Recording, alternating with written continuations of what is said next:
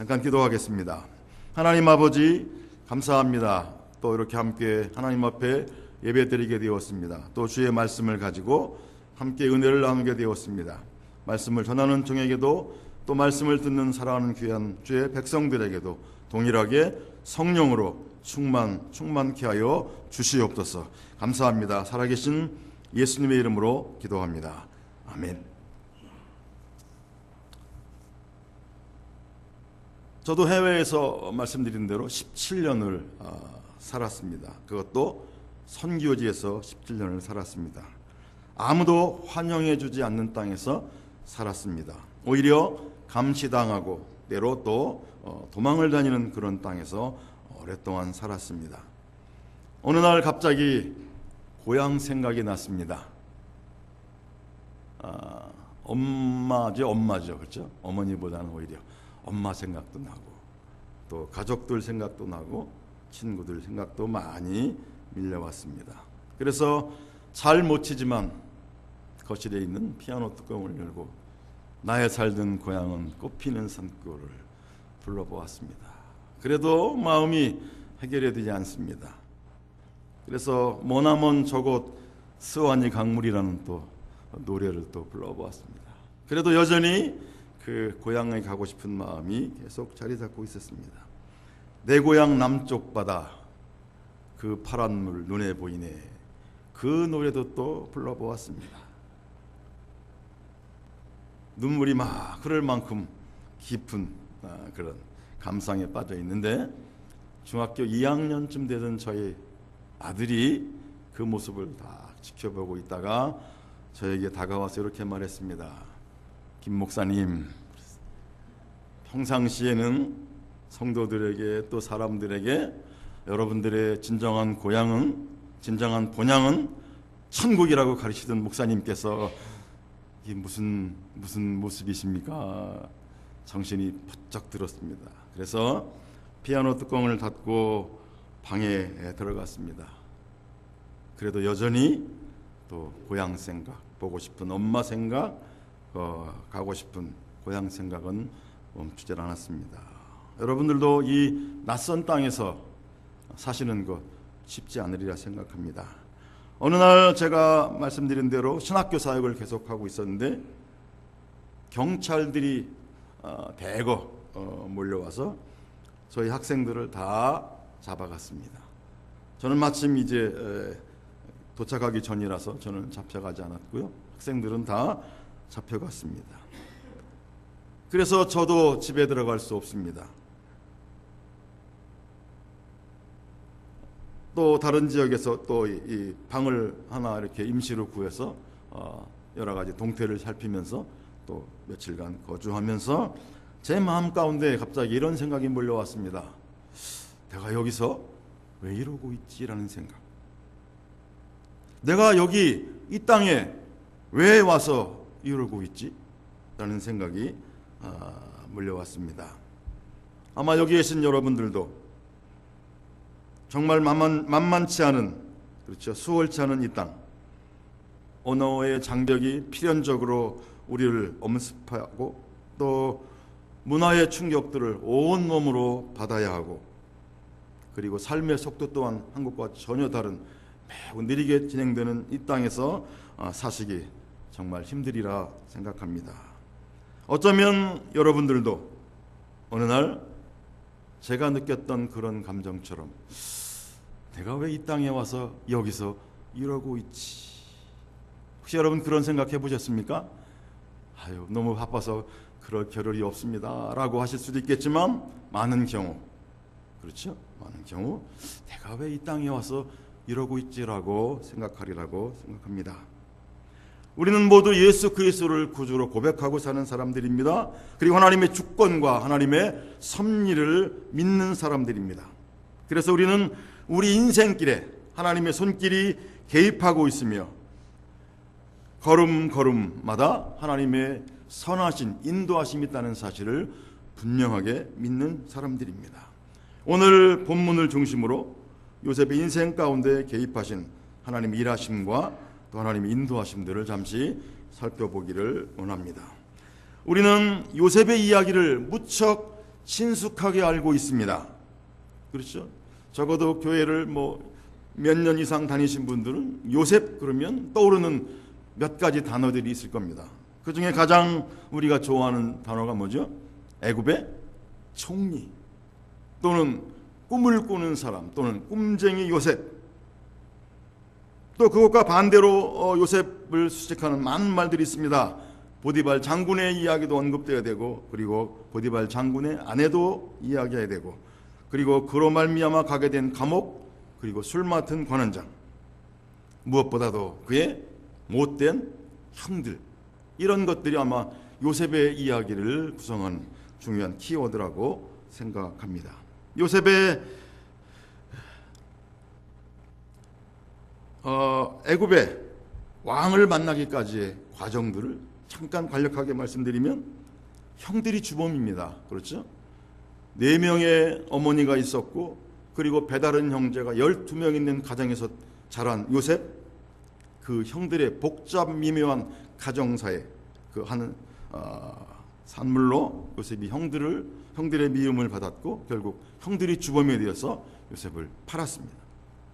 그래서 보디발 장군의 집에 팔려갔고, 그의 아내의 모함으로 결국은 감옥에 던져졌고요.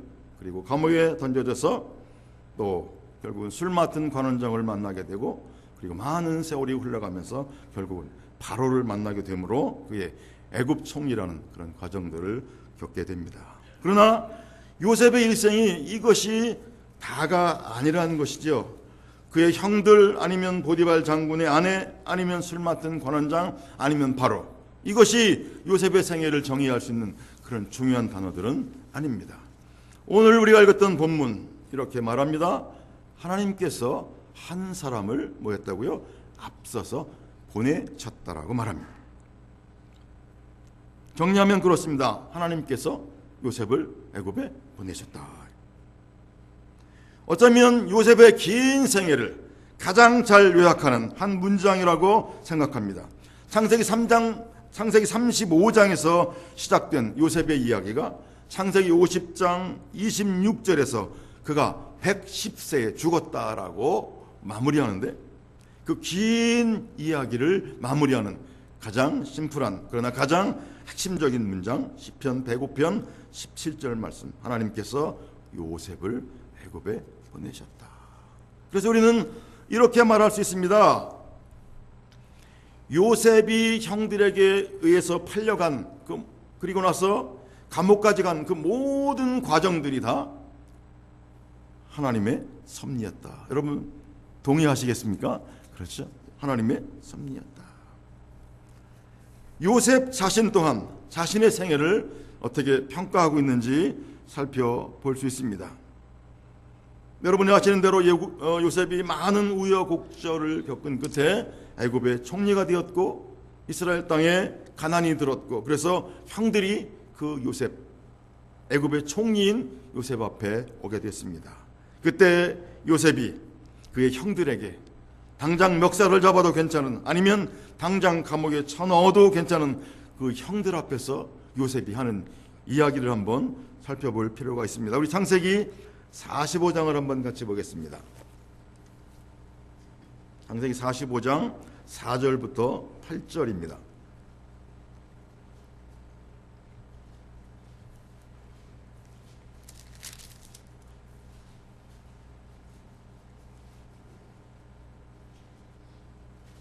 예, 한번 같이 읽어보겠습니다. 45장 4절부터 8절 한번 같이 읽어보겠습니다. 시작. 요셉이 왕들에게 이르되 내게로 가까이 오소서. 그들이 가까이 가니 이르되 나는 당신들의 아우 요셉이니 당신들이 애굽의 판자라. 당신들이 나를 이곳에 팔았다고 해서 근심하지 마소서. 한탄하지 마소서. 하나님이 생명을 구원하시려고 나를 당신들보다 먼저 보내셨나이다. 이 땅에 2년 동안 흉년이 들었으나 아직 5년은 잇가리도 못하고 추수도 못할 것이라.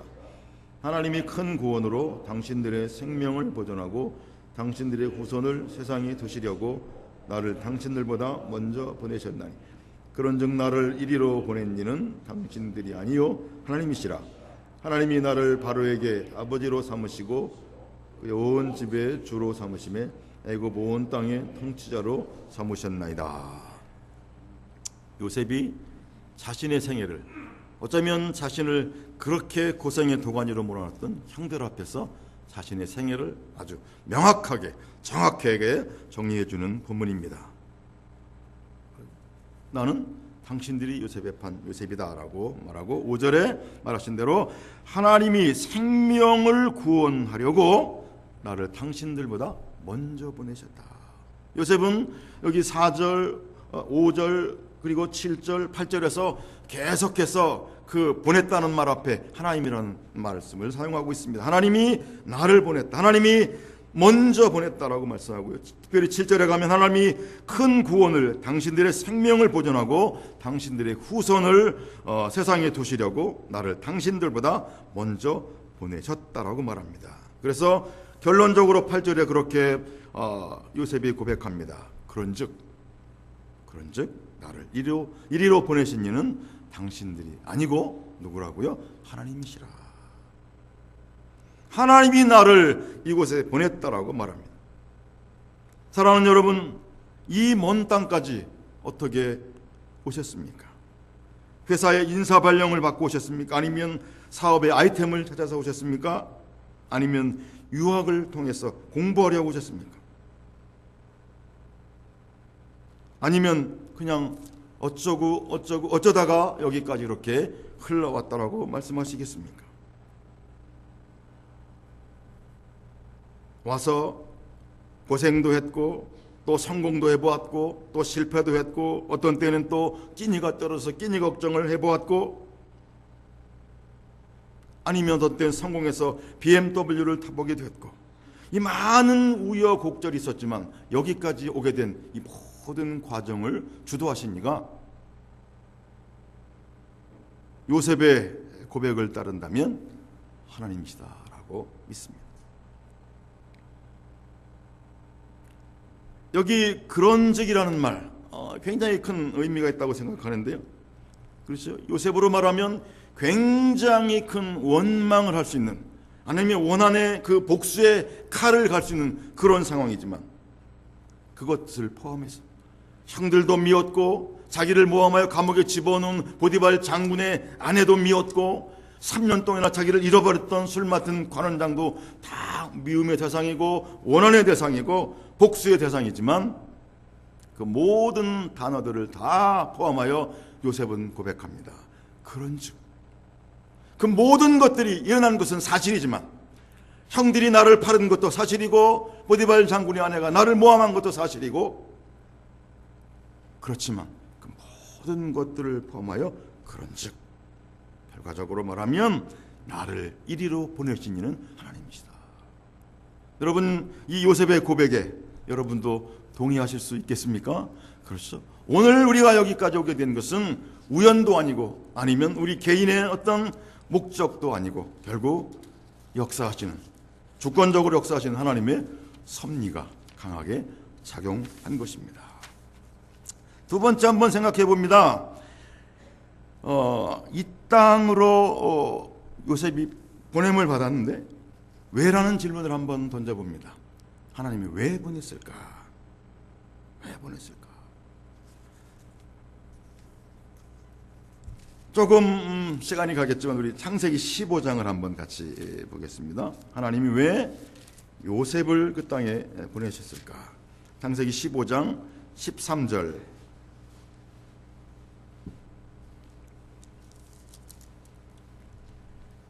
한번 같이 읽어보겠습니다. 13절입니다. 시작.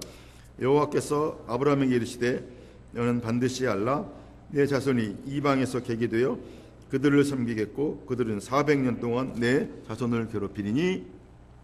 그리고 16절 한번 같이 보겠습니다. 내 자손은 4대 만에 이 땅으로 돌아오리니 이는 아모리 족속의 죄악이 아직 가득 차지 아니함이니라 하시더니. 창세기 15장은 아브라함 언약이 기록된 장입니다. 그래서 하나님과 아브라함이 그 언약식을 체결하는 장면이 창세기 15장인데요. 방금 읽었던 13절, 16절이 그 주요 내용입니다. 너희는 이제 이방에 가서 객이 되었고 거기서 400년 동안 지내다가 4대 만에 이 땅으로 큰 민족을 이루고 이 땅으로 다시 돌아오리라라고 말해. 결국은 이스라엘 백성을 향하신 하나님의 계획,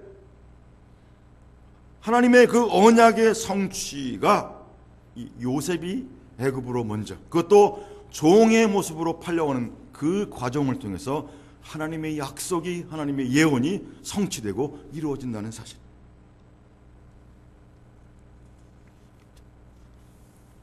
시편 기자는 또한 이것을 이렇게 말합니다. 여호와의 말씀이 응할 때까지 요셉이 그렇게 되리라라고 말씀하고 있어요. 요셉은 또 말하기를 창세기 45장 5절에서 생명을 구원하신다고 말했고 7절에 가면 하나님이 구원의 역사를 이루었다라고 말합니다. 신실하신 하나님은 말씀하신 것 그리고 예언하신 것 그것을 어김없이 하나님의 때에 성취하시고 이루시는 하나님이십니다. 이 말씀은 더 거슬러 올라가면 창세기 3장 15절에 메시아, 즉 여자의 후손, 뱀의 머리를 상하게 할 여자의 후손, 즉 메시아를 예언하신 말씀을 이루는 한 과정이고 한 통로인 것을 우리가 알 수 있습니다. 결국 하나님은 요셉을 먼저 종으로 팔리게 하시고 그 일을 통해서 이스라엘 백성을 구원하고자 하는 하나님의 구원의 역사를 이루어 가시는 것을 볼 수 있습니다. 우리 또한 마찬가지입니다. 그냥 우연히 여기 온 것 같지만 하나님이 이 땅에 우리를 먼저 보내놓으시고 우리를 통해서 분명히 하실 일이 있으시다는 사실입니다. 잠시 한국 기독교 역사를 살펴보기를 원합니다. 우리는 1885년 4월 첫째 주를 한국 기독교의 시발점으로 봅니다. 언더우드와 아펜셀러라는 두 선교사가 이 땅에 인천 제물포 땅에 내림으로 한국의 기독교 역사가 시작되었다라고 공식적으로 말합니다. 그런데 제가 한국 기독교 역사를 연구하는 중에 몇 가지 아주 중요한 사실을 발견했습니다. 1882년에 하나님께서, 그러니까 이미 선교사들이 들어오기 3년 전에 하나님께서 중국 땅에서 행하신 일이 있는데요. 혹시 여러분 백홍준, 이응찬, 이성아, 김진기 이런 분들의 이름을 들어보셨습니까? 이분들은 평안도 사람들입니다. 그리고 이 청년들이었고요. 그리고 이 무역을 하는, 요즘 말로 말하면 무역이죠. 물건을 내다 팔기도 하고 사오기도 하는 그런 상인들이었습니다. 그들이 중국 만주 봉천 땅에 이 무역을 상인업을 하러 왔다 갔다 했습니다. 거기서 한 사람을 만납니다. 만나게 된 사람이 누구냐면 1872년에 중국 산동성으로 파송받았던 존 로스라는 선교사입니다. 그 로스 선교사가 웬일인지 모르지만 얼마 후에 만주 봉천 지역으로 사역지를 옮깁니다. 평안도 출신 4명의 청년들, 상인들과 존 로스 목사님이 중국 땅 심양 땅에서 만나게 됩니다. 거기서 한국말을 가르쳐주고 또 선교사님은 그들에게 복음을 전합니다. 거기서 예수를 믿고 세례를 받습니다. 그리고 얼마 후에 서상윤이라는 사람, 이분이 하나게 능한 분인데 이분이 다시 중국 땅에 여전히 같은 일로 가게 됩니다. 거기서 또 로스 선교사님을 만나게 되고요.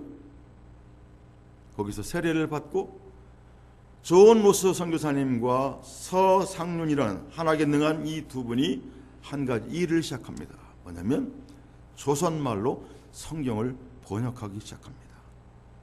그래서 급기야 1882년 3월에 중국 심양 땅에서 누가복음을 조선말로 번역 출판합니다. 아까 선교사가 들어온 게 몇 년이었습니까? 1885년이었는데요.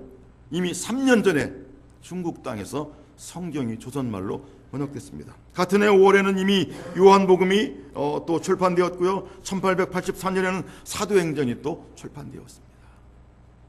그리고 놀랍게도 서상윤이라는 이분이 황해도 땅으로 귀국해서 거기서 교회를 개척했습니다. 선교사들이 이 땅에 이미 들어오기 전에 이미 수년 전에 하나님께서 중국 만주 봉천 땅에서 선교사와 또 청년들을 만나게 하시고 거기서 예수를 믿게 하시고 성경을 번역하게 하시고 또 그가 귀국해서 교회를 개척하는 그런 일들을 하나님께서 하셨습니다. 한 가지 더 말씀드리면 일본 땅에 박영유라는 사신이 갈 때 그의 수행원으로 한 사람이 동행합니다. 그 사람의 이름이 이수정입니다. 그 기호지방에서 지내다가 또 미국에서 온 선교사 한 분을 만나게 됩니다. 거기서 복음을 듣고 세례를 받고 또한 성경을 번역하게 됩니다. 그 성경이 마가복음입니다. 1885년 2월 한국에 선교사들이 들어오기 두 달 전입니다. 일본 땅에서 마가복음이 또한 출판됩니다. 그래서 1885년 4월 아펜셀러 언더두가 이 땅에 들어올 때 이미 그들의 손에는 조선말로 번역된 성경책이 있었습니다. 여러분, 이 일을 누가 행했다고 생각하십니까? 선교사가 했습니까? 아니면 그 상인 청년들이 했습니까? 우리는 분명히 확신합니다. 이것은 하나님께서 하신 일입니다. 여러분 동의하십니까? 그렇죠? 이분은 분명히 이것은 하나님이 하신 것입니다. 성령께서 이미 준비해 놓으신 풍성한 추수를 약속하신 한국 교회의 첫 열매들, 하나님께서 이렇게 이루신 것입니다. 한국은 이미 작년 말로 2만 5천 명의 선교사를 파송한 미국 다음으로 선교사가 가장 많은 두 번째 나라입니다. 이 놀라운 역사, 선교사가 들어오기 전에 이미 성경을 번역해 놓으시고 또 세례받는 교인들을 만들어 놓으시고 교회를 세우시고 이와 같은 놀라운 일을 하나님께서 왜 하셨을까라고 생각하면서 어쩌면 세계 선교를 감당케 하시는 하나님의 분명한 의도가 이미 그 하나님의 섭리 가운데 담겨 있다고 저는 확실합니다. 하나님의 계획하심이었고 하나님의 일하심이었고, 그래서 아무도 모르는 사이에 이미 중국 땅에서 한국 사람들을 하나님께서 개종시키시고 성경을 번역해 놓으시고 일본 땅에서도 개종시켜 놓으시고 성경을 번역해 놓으신 이 모든 일이야말로 하나님의 위대하신 계획이요 하나님의 위대하신 일하심입니다. 사랑하는 여러분, 여러분을 이 땅에 계신 하나님, 우연히 온 것 같지만, 회사의 명령을 따라온 것 같지만, 아니면 좋은 그런 물건을 찾아온 것 같지만, 공부하러 왔지만 결국 이 모든 일에 하나님의 섭리가 들어있음을 인정하시기를 소원합니다. 그리고 한번 생각합니다. 그렇다면 왜 나를 오늘 이 땅에, 여기 토론토에서도 2시간이나 더 걸리는 이 땅에 왜 나를 살게 하셨을까? 무엇 때문일까? 하나님은 나의 이곳에서의 생활을 통해서 하나님은 무엇을 이루시기를 소원하시는가? 사랑하는 여러분, 여러분의 형편이 어떤지 잘 모릅니다. 왜 이 땅에 오셨는지 저는 잘 알지 못합니다. 그러나 분명한 것은 하나님께서 여러분을 여기까지 인도하셨습니다. 이제는 여러분은 이 땅에서 사시는 동안에 축복의 통로가 되시기를 소원합니다. 아브라함을 하나님의 축복의 통로가 되신 것처럼 아브라함을 불러서 열방의 복음을, 그 하나님의 축복을 흘려보내시는 하나님의 그 계획처럼 여러분 하나님의 축복의 통로가 되기를 소원합니다. 오늘 여러분을 통해서 또 사랑하는 이 교회를 통해서 그리스도 예수의 이름이 캐나다 사람들에게도 그리고 캐나다 원주민들에게도 더 나아가서 중국 땅에도 일본 땅에도 그리고 저 무슬림들이 수없이 살고 있는 그 많은 땅에도 복음을 흘려보내는 여러분들이 되시기를 주의 이름으로 간절히 축원합니다. 성경은 말씀합니다. 그런즉 먹든지 마시든지 무엇을 하든지 다 하나님의 영광을 위하여 하라. 요셉을 애굽 땅에 먼저 보내신 것처럼 하나님이 여러분을 이곳에 보내셨습니다. 축복의 통로로 사시기를 소원합니다. 기도하겠습니다.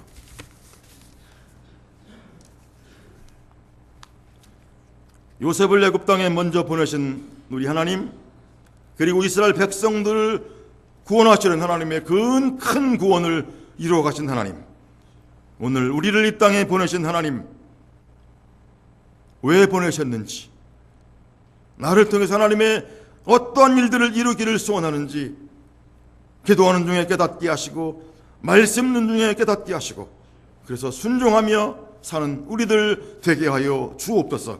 무슨 목적으로 이 땅에 왔든 간에 하나님의 분명한 섭리가 있음을 저희가 기억하게 하시고, 축복의 통로로 복음을 흘려보내는 통로로 사는 우리들 되게 하여 주옵소서. 감사합니다. 예수님의 이름으로 기도합니다.